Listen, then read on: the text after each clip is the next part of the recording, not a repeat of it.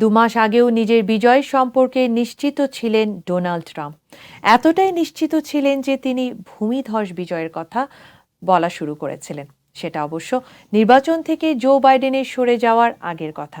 Kamala Harris Democratic পার্টির president প্রার্থী হিসেবে বাইডেনের স্থলাভিষিক্ত হওয়ার পর থেকে অবস্থা বদলে গেছে। তিনি শুধু ট্রাম্পের সঙ্গে আগের ব্যবধান কমিয়ে এনেছেন তাই নয়, বেশিরভাগ জনমত জরিপে এগিয়ে গেছেন। বিষয়টা ট্রাম্প কিছুতেই মেনে নিতে পারছেন না। কিভাবে কামালাকে ঠেকাবেন তা ঠাউর করতে না পারায় তিনি এখন কিছুটা উদ্ভ্রান্তের মতো আচরণ শুরু করেছেন। রয়টার্সের সর্বশেষ জাতীয় জনমত জরিপ অনুসারে সারা দেশে ট্রাম্পের চেয়ে কামালা হ্যারিস 4 পয়েন্টে এগিয়ে।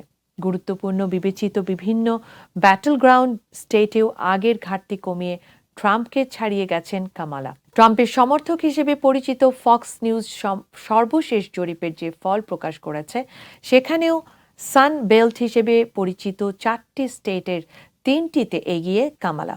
ট্রাম্প কামালার চেয়ে শুধু এগিয়ে নন, তিনি নিজের সমর্থন আগের চেয়ে বৃদ্ধি করেছেন। এ কথায় একজন ডেমোক্রেট ভাষ্যকার মন্তব্য করেছেন, ট্রাম্প আসলে বিভ্রান্তিতে ভুগছেন। কালো সাদার প্রভেদটা বোঝার ক্ষমতা তিনি হারিয়ে ফেলেছেন।